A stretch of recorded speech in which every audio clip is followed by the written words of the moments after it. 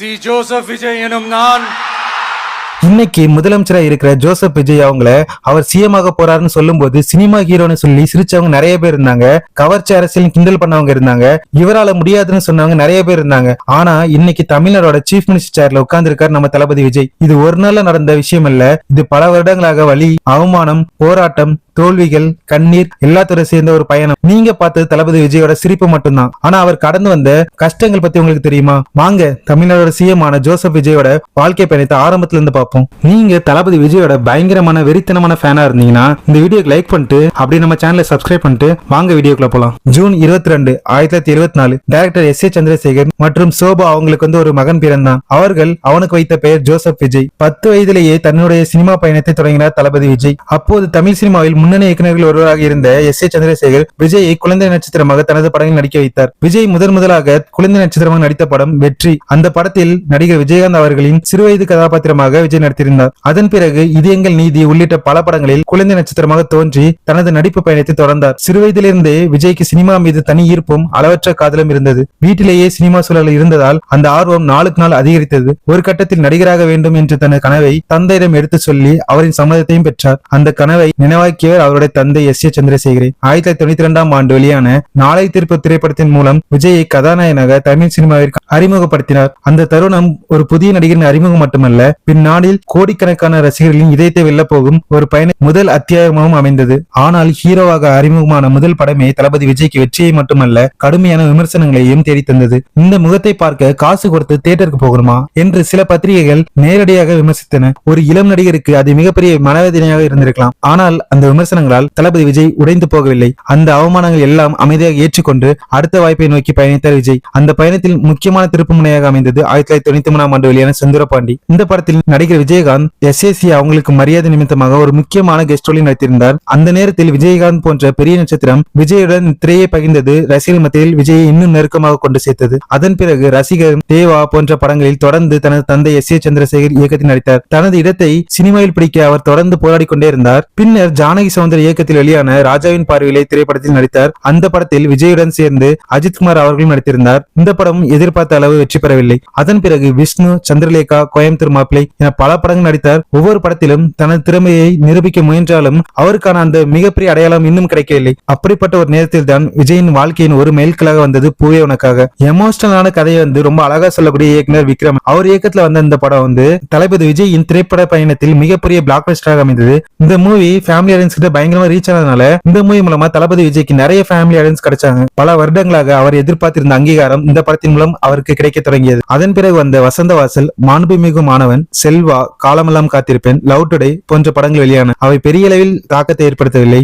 ஆனால் தொடர்ந்து முயற்சி செய்து கொண்டே இருந்த தளபதி விஜய் 1997 ஆண்டு வெளியான ஒன்ஸ் மோர் திரைப்படத்தில் நடிகர் திலகம் சிவாஜி கணேசன் அவர்களுடன் திரையை பகிர்ந்து கொண்டார். அது மட்டுமல்லாமல் இந்த படத்தில் தான் நடிகை சிம்ரன் அவர்கள் முதல் முறையாக தளபதி விஜய்க்கு ஜோடியாக நடித்தார். அதன் பிறகு ஆக்டர் சூர்யா இருக்காங்கல்ல, அவங்க கூட ஒரு மூவி ஆக்ட் பண்ணியிருந்தாங்க. அந்த மூவியோட பேர் நேருக்கு நேர். ஆனால் விஜயின் அடுத்த மிகப்பெரிய வெற்றி காதலுக்கு மரியாதை. காதலையும் குடும்ப உணர்வுகளையும் அழகாக சொன்ன இந்த திரைப்படம் விஜயின் அடுத்த பிளாக் பஸ்டராக மாறியது. அதன் பிறகு நினைத்தேன் வந்தாய், பிரியமுடன், நிலைவே வா போன்ற படங்கள் நடித்தார். குறிப்பாக பிரியமுடன் படத்தில் அன்றைய காலகட்டத்தில் ஒரு ஹீரோ ஏற்க தயங்குற அளவுக்கு ஒரு வில்லத்தனமான ஒரு கேரக்டர்ல நம்ம தளபதி விஜய் நடிச்சிருந்தார். 1999 ஆண்டு விஜயின் திரைப்பயணத்தில் மற்றொரு முக்கியமான அத்தியாயம் எழுதப்பட்டது. அந்த ஆண்டில் மட்டும் என்றென்றும் காதல், நெஞ்சுநிலை, மின்சார கண்ணா மற்றும் துல்லாத மனம் என 4 திரைப்படங்கள் நடித்திருந்தார். அவற்றில் துல்லாத மனமும் துள்ளும் மிகப்பெரிய பிளாக் பஸ்டராக மாறியது. அதன் பிறகு வந்த கண்ணுக்குள் நிலவு திரைப்படம் வெளியானது. அதைத் தொடர்ந்து 2000 இந்த படம் தான் குஷி. இந்த படத்தை டைரக்ட் பண்ணது யாருன்னு பாத்தீங்கன்னா எஸ் ஜே சூர்யா அவங்க தான் டைரக்ட் பண்ணிருந்தாங்க.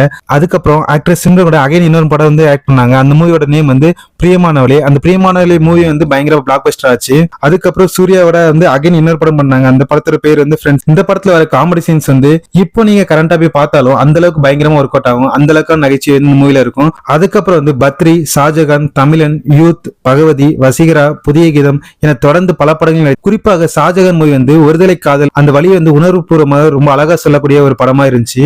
அப்படி அப்படி வந்ததுனால அந்த டைம்ல வந்து யங்ஸ்டர்ஸ் கிட்ட பயங்கரமா அந்த மூவி வந்து வரவேற்பு பெற்றுச்சு.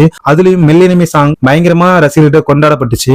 காதல், நகைச்சுவை, சென்டிமெண்ட் என அமைதியான கதாபாத்திரங்களில் ரசிகர்களை கவர்ந்து வந்த விஜய் தனது திரைப்பயணத்தில் மிகப்பெரிய மாற்றத்தை ஏற்படுத்திய படம் தான் வந்து திருமலை. இதுவரை ரசிகர்கள் பார்த்திராத அளவுக்கு மாசான அதிரடியான ஹீரோவாக இந்த படத்தில் தோன்றினார். அதை தொடர்ந்து உதயா மூவி ரிலீஸ் ஆனது. அதுக்கப்புறம் வந்து கில்லி, ஆக்சுவலா 2004 வந்து கில்லி மூவி வந்து பயங்கர பிளாக் பஸ்டர், வசூல் ரீதியாக மிகப்பெரிய சாதனையை படைத்தது. இந்த திரைப்படத்திற்கு பிறகுதான் தளபதி விஜய் நடிகர் மட்டுமல்ல பாக்ஸ் ஆபீஸ் ஆளும் ஒரு மாஸ் ஹீரோவாக உருவெடுத்தார். அதன் பிறகு மதுரை, திருப்பாச்சி, சுக்ரன், சச்சின், சிவகாசி, ஆதி என தொடர்ந்து பல படங்கள் வெளியான. அதில் திருப்பாச்சி மற்றும் சிவகாசி ஆகிய படங்கள் விஜயின் மாஸ் இமேஜை மேலும் வலுப்படுத்தின. குடும்ப சென்டிமெண்ட் மற்றும் அதிரடி காட்சிகள் ரசிகரிடையே பெரிய வரவேற்பை பெற்றன. மறுபுறம் சச்சின் திரைப்படத்தில் கலகலப்பான பாசிட்டிவான ஒரு கேரக்டர்ல வந்து தளபதி விஜய் நடிச்சிருந்தார். இந்த இயல்பான நடிப்பால் ரசிகர்களை வெகுவாக கவர்ந்தார். ஆனால் ஆதி திரைப்படம் வெளியான பிறகு விஜயின் கரியரில் மீண்டும் ஒரு சவாலான காலகட்டம் தொடங்கியது. படத்திற்கு எதிர்பார்த்த வரவேற்பு கிடைக்கவில்லை, விமர்சனங்களும் அதிகமாக வந்தன. நெக்ஸ்ட் 1 இயருக்கு வந்து எந்த ஒரு மூவியும் ரிலீஸ் ஆகாம இருந்துச்சு. அந்த கேப்புக்கு அப்புறம் வந்த மூவி தான் வந்து போக்கிரி. அந்த ஒரு படம் எல்லாவற்றையும் மாற்றியது. அதிரடி, ஸ்டைல், பஞ்சவசனங்கள் என ரசிகர்கள் எதிர்பார்த்த அனைத்தையும் கொடுத்த போக்கிரி மிகப்பெரிய வெற்றியாக அமைந்தது. ஆனால் அதன் பிறகு வந்த அழகிய தமிழ் மகன், குருவி, வில்லு, வேட்டைக்காரன், சுறா ஆகிய படங்கள் எதிர்பார்த்த அளவுக்கு வெற்றி பெறவில்லை. தொடர்ச்சியாக ஒரு மிகப்பெரிய பிளாக் பஸ்டரை கொடுக்க முடியாமல் கிட்டத்தட்ட 5 ஆண்டுகள் கடந்து விட்டன. 50வது படமான சுறா மீது இருந்த எதிர்பார்ப்புகள் மிக அதிகம். ஆனால் அதன் முடிவுகள் ரசிகர்கள் ஏமாற்றத்தை அளித்தது. அந்த டைம்ல வந்து எல்லாரும் என்ன சொல்ல ஆரம்பிச்சிட்டாங்கன்னா, அவ்வளவுதான், இதுக்கப்புறம் வந்து தளபதி விஜயால மேல வர முடியாது, கரியர் முடிஞ்சிருச்சு அப்படின்னு சொல்லி நிறைய பேர் சொல்ல ஆரம்பிச்சிட்டாங்க.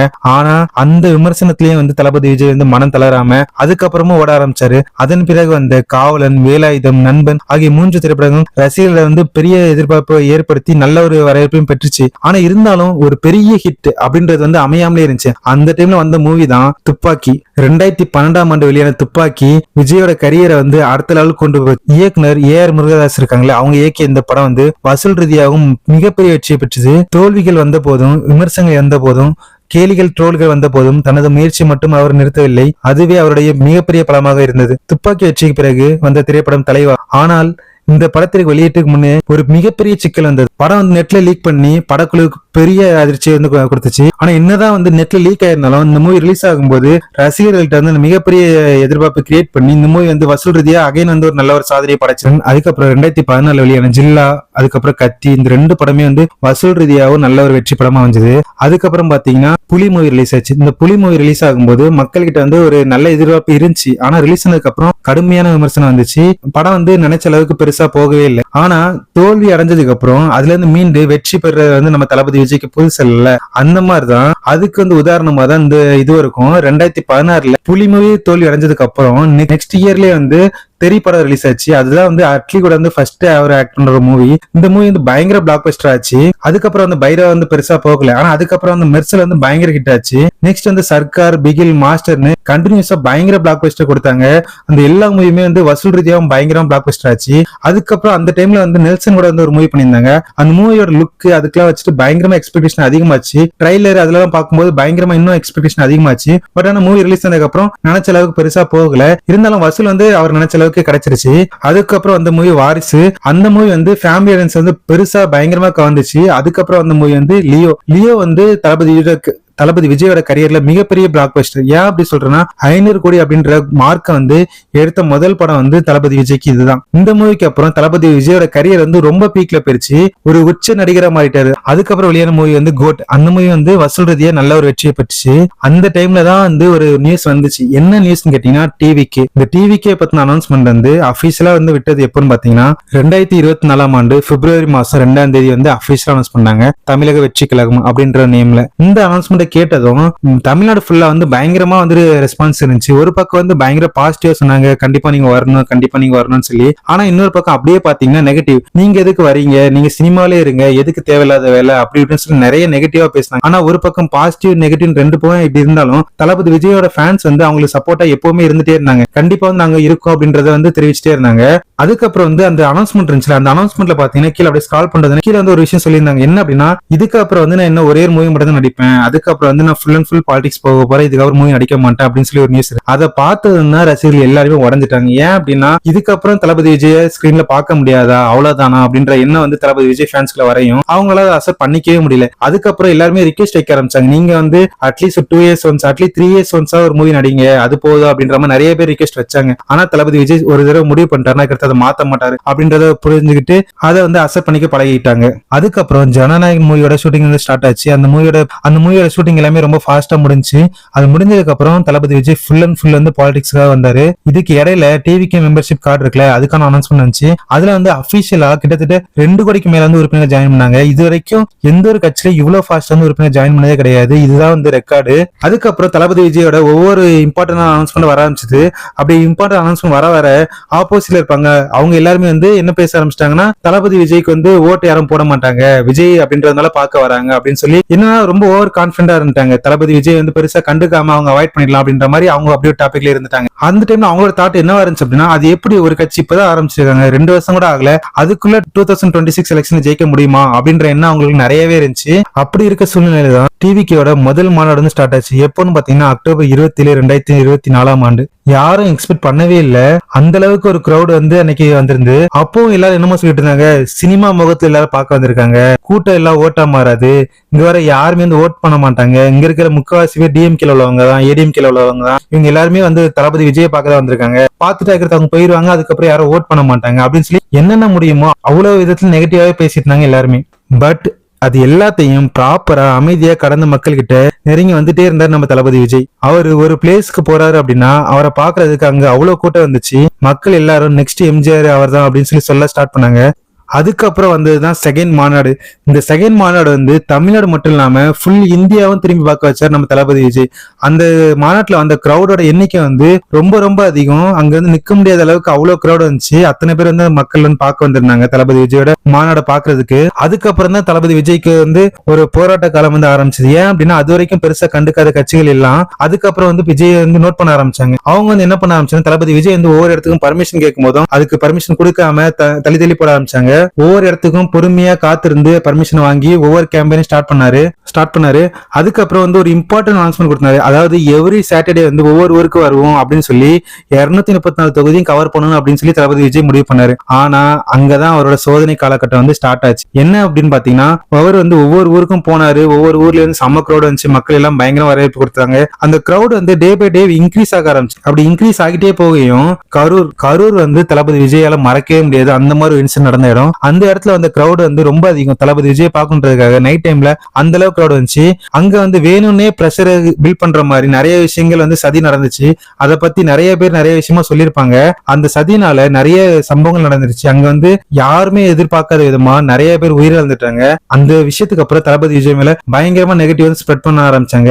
அந்த டைம்ல எல்லாரும் சொல்ல ஆரம்பிச்சிட்டாங்க, தளபதி விஜய் அவ்வளவுதான், இதுக்கப்புறம் தான் அவரால் ஜெயிக்க முடியாது, இதுக்கப்புறம் மக்கள் வந்து அவருக்கு ஓட்டு பண்ண மாட்டாங்க, அவர் வந்து ஓடி வந்துட்டாரு அப்படி இப்படின்னு சொல்லி என்னென்ன பேச முடியுமோ எல்லாமே பேசி பயங்கரமா நெகட்டிவ் வந்து ஸ்ப்ரெட் பண்ண ஆரம்பிச்சிட்டாங்க. இதுக்கப்புறம் அவரால் முடியாது அப்படின்ற மாதிரி முடிச்சிட்டாங்க எல்லாருமே. ஆனா அவங்க யாருக்குமே தெரியல, தளபதி விஜய் வந்து ஒரு இடத்துல தோல்வி ஆகுறாரு அப்படின்னா அதுக்கப்புறம் அந்த இடத்துல இருந்து எந்திரிச்சு ரொம்ப ஃபாஸ்டா மேல வருவாரு அப்படின்றது யாருக்குமே தெரியல.